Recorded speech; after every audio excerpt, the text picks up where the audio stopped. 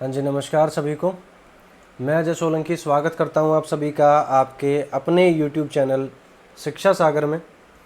और आज हम क्या देखने वाले हैं भाई? आज हम सिविक्स का चैप्टर नंबर 5 देखने वाले हैं। और क्लास है ये आपकी 6th NCERT की सीरीज़ है। सीटेट और KVS दोनों के लिए अत्यंत फ़ायदेमंद क्लास रहेगी ये। सीटेट और KVS दोनों के लिए कंप्लीट सीरीज़ है। क्या रहता है कि जब भी आप कोई क्लास अटेंड करते हो तो आपको एक टॉपिक पढ़ा के छोड़ दिया जाता है, लेकिन जैसा कि आपने देखा होगा सीटेट क्या कहता है? सीटेट कहता है भाई कि पर्टिकुलर जो बुक्स हम बताएंगे उनमें से पढ़ोगे, एनसीटी में से पढ़ोगे तो जो है कर पाओगे एग्ज़ाम को, वरना तो फिर भूल जाओ।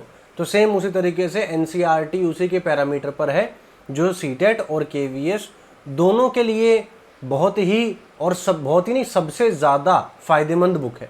तो उसके लिए आपकी पूरी सीरीज़ चला रखी है जो हिंदी मीडियम में है। फॉलो करें इसे, एक भी क्लास मिस ना करें। आपके जितने भी दोस्त हैं सभी को क्लासेस के बारे में बताएं, और जो टाइम फिक्स है कोशिश करता हूं कि हर रोज़ उस टाइम पर आपको वीडियोस मिलें। तो ठीक है, शुरू करते हैं, आगे बढ़ जाते हैं भाई और देखते हैं अपना पहला पॉइंट। आज का जो अपना टॉपिक है वो है पंचायती राज। तो पंचायती राज में क्या क्या यहाँ बताया गया है वो थोड़ा सा देखेंगे। और यहाँ सबसे पहला पॉइंट है कि ग्राम सभा क्या होता है। तो ग्राम सभा क्या है भाई? ग्राम सभा आप ये कह सकते हैं कि एक बैठक है, एक सभा है, एक ग्रुप है, कुछ भी आप कह सकते हैं। टोटल मिलाकर ग्राम सभा एक पंचायत के क्षेत्र में रहने वाले सभी वयस्क लोगों की एक सभा होती है। इसका अर्थ क्या हुआ? अर्थ ये हुआ, जैसे मान लो कि आप किसी एरिया में रहते हो, जैसे मान लेते हैं कि आप किसी एक गांव में रहते हो। उस गांव में कुछ बच्चे होंगे, कुछ बूढ़े होंगे, कुछ जवान होंगे। या फिर इसे हम दो कैटेगरी में डिवाइड करें इजी देखने के लिए। कुछ लोग होंगे जो 18 साल से कम के होंगे, कुछ लोग होंगे जो 18 साल से ज़्यादा उम्र के होंगे। तो वो सभी लोग जो 18 साल की उम्र से ज़्यादा के हैं वो ग्राम सभा के सदस्य होते हैं और इनको वोट देने का अधिकार होता है। जो 18 साल के अभी नहीं हैं उन्हें इसमें जो है क्या बोलते, पार्टिसिपेट करने का हक नहीं होता है। अच्छा, अब थोड़ा सा आगे देखते हैं भाई इनका क्या काम होता है, ग्राम सभा क्यों है, कैसे है, तो वो थोड़ा सा देखेंगे। यहाँ सेम बात रिपीट की गई है। कोई भी व्यक्ति जिसकी उम्र 18 वर्ष या उससे ज़्यादा हो उसे वोट देने का अधिकार प्राप्त हो, और जिसका नाम गांव की मतदाता सूची में हो वो ग्राम सभा का सदस्य होता है। ठीक है। अच्छा, अब ग्राम सभा का भाई फायदा क्या है, इसके काम क्या है, क्यों है ग्राम सभा? तो यहाँ देखो, एक ग्राम पंचायत कई वार्ड में बटी हुई होती है। ठीक है। जैसे मान लेते हैं कि एक जो पंचायत है उसके 5 वार्ड है, 5 छोटे छोटे क्षेत्र होते हैं। जैसे ये आपका पूरा गांव है, ठीक है। इस गांव को इस तरीके से 5 अलग अलग क्षेत्रों में बांट दिया गया। ठीक है। तो एक क्षेत्र हुआ ये, दूसरा, तीसरा, चौथा, पांचवा, ये तो 7 हो गए भाई, छठा और ये 7वां, चलो मान लेते हैं 7 हो गए। तो 7 वार्ड इसके हो चुके हैं। इसमें से एक एक उम्मीदवार होगा, और वो जो उम्मीदवार होगा वो ग्राम पंचायत का एक सदस्य माना जाएगा। उसके अलावा एक सरपंच चुना जाता है। इसके साथ पंचायत क्षेत्र के लोग मिलकर सरपंच को चुनते हैं जो पंचायत का मुखिया होता है। ठीक है। वार्ड पंच और सरपंच मिलकर ग्राम पंचायत का गठन 5 साल के लिए करते हैं, ये याद रखना। जैसे अपना जो इंडिया है इसमें हर चीज़ 5 साल के लिए होती है, चाहे राष्ट्रपति हो, चाहे प्रधानमंत्री हो, चाहे सरपंच हो, कोई भी हो, वो 5 साल के लिए ही मान्य माना जाता है।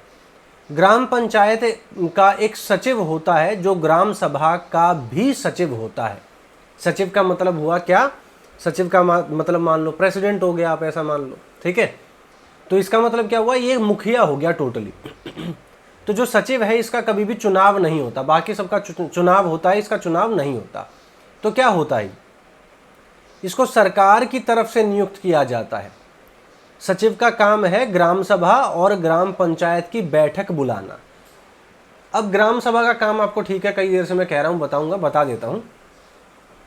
ग्राम सभा का काम होता है कि एक तरीके से चेक करते रहना पंचायत काम कर रही है या नहीं, कितना कर रही है, अगर कर रही है तो क्या उस काम में क्वालिटी है या सिर्फ क्वांटिटी है। जैसे मान लो बहुत अच्छा सा एग्जांपल बताता हूँ आपको। क्या होता है, समझदारी देखना, क्या होता है कि सरकार कई लोगों को सड़क बनाने का ठेका देती है। ठेका मतलब कॉन्ट्रैक्ट देती है। तो वो जो कॉन्ट्रैक्ट उस व्यक्ति को मिला वो क्या करेगा भाई, जैसे मान लो उसने ये कहा कि मुझे 1 साल का कॉन्ट्रैक्ट चाहिए सड़क बनाने के लिए, 1 साल का कॉन्ट्रैक्ट। 1 साल में कितने हो गए भाई, 12 महीने हो गए, ठीक है। अब इस 12 महीने में से बारिश कौन से महीने में आती है? बारिश आती है आपकी कौन सा महीना होता है ये, सातवां या 8वां महीना, 8वां महीना मान लेते चलो, 8वें महीने में बारिश होती है। तो ये क्या करते हैं, ये करते कुछ इस प्रकार से हैं कि पहले महीने में इनको काम शुरू करना है, पर ये नहीं करेंगे। ये क्या करेंगे, ये इंतज़ार करेंगे 6ठे महीने का, जुलाई का, ठीक है। जुलाई का इनको वेट था। क्यों? जुलाई आते ही के साथ अपने सभी जो ये मज़दूर होते हैं उसको लगा देंगे और 1 से 1.5 महीने में, 1 से 1.5 महीने में सड़क बना के एक बहुत ही पतली सी पट्टी बिछा देते हैं। किसकी? जो तारकोल मिला के वो होती है ना, रोड़ी वगैरह होती है, उसकी पूरी पट्टी इन्होंने बिछा दी। कई गांव में तो ऐसा भी देखा गया है, मिट्टी के ऊपर पूरी लेयर बिछा दी, मिट्टी भी नहीं हटाई। जबकि तरीका क्या होता है, पहले मिट्टी हटाई जाएगी, फिर उसके बाद उस पर बड़े पत्थर डाले जाएंगे, फिर उसके बाद मीडियम पत्थर, फिर उसके बाद उनमें बजरी भरी जाएगी, फिर उसके बाद उसमें जो है छोटी जो ये होती हैं रोड़ी हैं वो कोलतार मिला के डाली जाएंगी और उसके ऊपर से जो है क्या बोलते हैं लेयर बिछाई जाएगी। तो इस तरीके से सड़क बनती है। लेकिन ये क्या करेंगे, इन्हें किसी चीज़ का कोई मतलब नहीं है। 6ठे महीने में चीज़ बनानी शुरू की है और 7.5 महीने में ये पूरी कर देते हैं। मतलब जैसे मान लो जुलाई में शुरू की तो अगस्त के मिड तक ये क्या कर देते हैं, इसे पूरी कर देते हैं। अच्छा 7वां महीना जुलाई होता है, सॉरी 7वां महीना जुलाई होता है। तो जुलाई पूरा चला गया, अगस्त आधा हो गया, इन्होंने सड़क बना के तैयार कर दी। सरकार को दिखा देंगे कि ये देखो जी हमने अपना जो काम था वो पूरा कर दिया है, तो अपना जो कॉन्ट्रैक्ट है ये पूरा माना जाए। सरकार बोलेगी हाँ जी पूरा माना जाए। फिर उसके बाद क्या होगा कि ये जो 7 महीने की जो मजदूरों की तनख्वाह थी वो उसमें दिखा दी जाएगी। काम 1.5 महीने हुआ है लेकिन 7 महीने दिखाए जाएंगे, 8 महीने दिखाए जाएंगे। फिर उसके बाद क्या है, जैसे ही बारिश आएगी ये पूरा का पूरा रोड क्या हो जाएगा, टूट जाएगा। रोड टूटने के बाद सरकार को फिर से बोला जाएगा कि जो भी वहाँ का एरिया का जो भी होगा, जो लिस्ट भेजता है, कहीं एमएलए होते हैं, कहीं कुछ होते हैं, कहीं कुछ होते हैं, तो वो लिस्ट भेजेगा कि भाई हमारे एरिया में इतनी सड़कें बनानी हैं। तो क्या होता है कि हमेशा ये एज्यूम किया जाता है कि पिछली बार किसी और एरिया में बनी थी, इस बार किसी और एरिया में बननी है, लेकिन होती सेम सड़कें हैं। तो सेम सड़क का कॉन्ट्रैक्ट हर साल जो है रिन्यू करवा दिया जाता है, ये बोल के कि सड़कें टूटी हुई हैं, इनकी मरम्मत या इनको पूरा बनाना है। तो ये बहुत सारी पचड़ेबाजी होती है, ठीक है। इसको भाई इरेज कर देते हैं। तो ये किसका काम हुआ, ग्राम सभा का काम हुआ कि वो क्या करेगी, ग्राम पंचायत के काम को अच्छे तरीके से देखेगी। अब सचिव जो होता है वो क्या करता है भाई, सचिव का काम होता है कि ग्राम सभा और ग्राम पंचायत की बैठक बुलाते रहना, चर्चा करना, उन पे किसी कंक्लूजन पे पहुंचना और उनका रिकॉर्ड रखना कि क्या काम हो रहा है, कितनी तेज़ी से हो रहा है, कितना खर्चा लगता है इस काम में और किस तरीके से क्या सब अपडेट है वो सारा आगे रिकॉर्ड करके भेजता रहता है। तो ये सब बातें हुई भाई यहाँ। अब बढ़ जाते हैं आगे की तरफ और देखते हैं आगे क्या है। ठीक है, यहाँ क्या बताया गया है भाई, ग्राम सभा पंचायत को मनमाने ढंग से काम करने से रोक सकती है, साथ ही पैसे का जो दुरुपयोग है या कोई गलत काम ना हो उसकी निगरानी भी कर सकती है।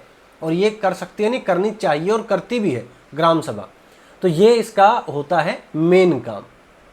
कुल मिला के ट्रांसपेरेंसी बरकरार रखने का जो काम है वो ग्राम पंचायत का ग्राम सभा की मदद से पूरा हो पाता है। एक प्रकार से अपोजिशन मान लो सरकार हुई पंचायत और ग्राम सभा हुई अपोजिशन, जो कोशिश करती रहेगी कि उसके काम ढंग से चलते रहें और उन पे सवाल पूछे जाते रहें। उसके बाद अभी ग्राम सभा में गरीबी रेखा से नीचे जो लोग आते हैं उनका जो है ब्यौरा रखना या पंचायत को उसके बारे में बताना, उसके लिस्ट बनाना, आगे बढ़ाना, उसी प्रकार से उसको राशन मिलता रहे, ये सारी चीज़ें सुनिश्चित करना ये गांव के एरिया में चलता रहता है और ये काम ग्राम सभा और ग्राम पंचायत करते हैं। आगे बढ़ते हैं। नेक्स्ट है कि सरपंच को किस प्रकार के पुरस्कार दिए जा सकते हैं। तो 2005 में कुछ सरपंचों को निर्मल ग्राम पुरस्कार दिए गए थे। ये वो सरपंच होते हैं जिन्होंने अपने गांव में बहुत ही बढ़िया काम किया होता है और बहुत ही ईमानदारी से और उन्नति का, विकास का काम किया होता है, तो उन्हें क्या दिए जाते हैं, निर्मल ग्राम पुरस्कार दिए जाते हैं। याद रखना कि ये सरपंच को दिया जाता है। अच्छा, और आगे बढ़ते हैं भाई, नेक्स्ट देखते हैं। नेक्स्ट क्या है, ग्राम पंचायत के काम, सड़कें, नालियां, स्कूल, भवन। भवन कौन से? भवन जो कम्युनिटी हॉल वगैरह हो गए, ये सारी चीज़ें। पानी के स्रोत या जो जितनी भी सार्वजनिक उपयोग के जो भवन होते हैं वो सारी, इनका रखरखाव करना, इनको बनाना, मेंटेन करना, रिपेयर करना, ये सारा काम जो है ये ग्राम पंचायत करवाती है। उसके बाद है भाई स्थानीय कर, लोकल टैक्स जो होता है वो इकट्ठा करना, गांव के लोगों को रोजगार से संबंधित सरकारी योजनाएं उन पे लागू करना, उनको अवेयर करना, उनको जानकारी देना, सरकारी योजनाओं का ज़्यादा से ज़्यादा फ़ायदा वहाँ के लोगों को मिल सके, इस बात को इंश्योर करना, ये सारा काम जो होता है ये ग्राम पंचायत का होता है। आगे बढ़ते हैं। तो ग्राम पंचायत के आमदनी के स्रोत क्या होते हैं? घरों और बाज़ारों पर लगाए जाने वाले जो टैक्स होते हैं, जैसे मान लीजिए कि बाज़ार में कुछ दुकानें हैं, दुकानों पे कुछ टैक्स होता है, तो वो टैक्स लेना, ये टैक्स वो हफ्ता वसूली नहीं है, कहीं वो हफ्ता वसूली समझ बैठो, तो वो नहीं है, टैक्सेस होते हैं कुछ, तो उनको लेना। इसके अलावा भाई विभिन्न सरकारी विभागों द्वारा चलाई गई योजनाओं की राशि जो जनपद एवं जिले पंचायत द्वारा आती है, वो भी इनका एक आमदनी का स्रोत होती है। जैसे मान लो कि सरकार ने कुछ पैसा जो है आवंटित किया हर एक गांव को, जैसे मान लेते हैं कि आपके आसपास के 5 गांव हैं, 5 गांव को ऐसा मान लो कि 50-50 करोड़ रुपए जो है वो दे दिया कि भाई इसमें आप जो घरों के ये गांव के घर हैं उन्हें पक्का करवाओ और सड़कें बनवाओ, यहाँ तालाब रिपेयर करवाओ, अच्छे तरीके से साफ़ करवाओ, कुछ स्कूलों का निर्माण करवाओ, कुछ यहाँ शिक्षकों की भर्तियाँ बढ़ाओ। तो ये सारा काम जो है सरकार ने दे दिया और 50 करोड़ रुपए दे दिए। हालांकि इतनी बड़ी रकम दी नहीं जाती इनको, पर मान लेते हैं। तो ये क्या हुआ भाई, ये एक आमदनी का एक स्रोत हो गया कि ठीक है इनको कोई काम करना है तो उसके लिए पैसा इनके पास आ रहा है। उसके बाद है भाई समुदाय के काम के लिए मिलने वाला दान। जैसे मान लो कि कोई कम्युनिटी सेंटर बनना है, कम्युनिटी सेंटर क्या होता है, जैसे बारात घर हो गए, तो उसके लिए क्या हुआ, दान पेटिका रख दी, तो दान पेटिका में काफ़ी सारा जो दान होता है वो आया, तो उसको भी इस्तेमाल कर लिया जाता है वो कम्युनिटी सेंटर बनाते समय। तो ये क्या हुआ, ये इनके आय के, आमदनी के स्रोत होते हैं। कौन से 3? पहला टैक्स, दूसरा सरकार ने अगर कुछ इनको अपनी तरफ से दिया है तो वो, और तीसरा दान। आगे बढ़ते हैं। नेक्स्ट देखते हैं और क्या है। यहाँ बताया गया है कि ठीक है, एक एग्जाम्पल दिया गया है, गांव में एक सामुदायिक केंद्र का जो भवन है वो बनाना है, तो ये क्या किया गया, ये निर्माण समिति को दिया गया। अब इसमें क्या बात हो रही है, इसमें बात हो रही है कि ग्राम पंचायत, ग्राम सभा के अलावा कुछ समितियां भी होती हैं। समितियां कैसे, जो विकास के लिए काम करती हैं। विकास वो किसी भी प्रकार का हो सकता है, चाहे वो तालाबों को वापस से जो है रिपेयर करके, साफ़ करके, फिर से उनको क्या करना, रिफ़िल करना, या कुएं की खुदाई और सही से करना, या उनकी मेंटेनेंस करना, या सड़कें या स्कूल वगैरह, ये सब क्या है, ये निर्माण समिति के जो है कार्य क्षेत्र में आ जाएंगे। उसके बाद आगे बढ़ते हैं भाई। नेक्स्ट है कि फिर उसके बाद क्या होता है कि इन समितियों में कुछ सदस्य जो है ग्राम सभा के होते हैं और कुछ जो है वो ग्राम पंचायत के होते हैं।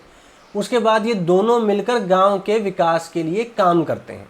ठीक, तो इस तरीके से आप इनको समझ सकते हैं कि पहला क्या हुआ ग्राम सभा, दूसरा क्या हुआ ग्राम पंचायत, और तीसरा क्या हुआ समिति। तो ये जो समिति होती है ये दोनों ही ग्रुप्स के कुछ कुछ सदस्यों को ले लेती हैं। जैसे पंचायत में से 2 पंचों को ले लिया और ग्राम सभा में से कुछ लोगों को ले लिया, तो इन सभी को मिलाकर एक समिति बनी। और वो समिति अब ये निर्धारित करेगी कि ये जो भवन बनेगा ये कितने रुपए में बनेगा, इसमें क्या क्या क्वालिटी का जो पदार्थ लगने हैं, जैसे सीमेंट या रोड़ी या बजरी या मिट्टी या ईंट पत्थर जो भी कुछ लगना है उसको निर्धारित किया जाएगा, और उसके बाद फिर उससे निर्माण कार्य शुरू हो जाएगा।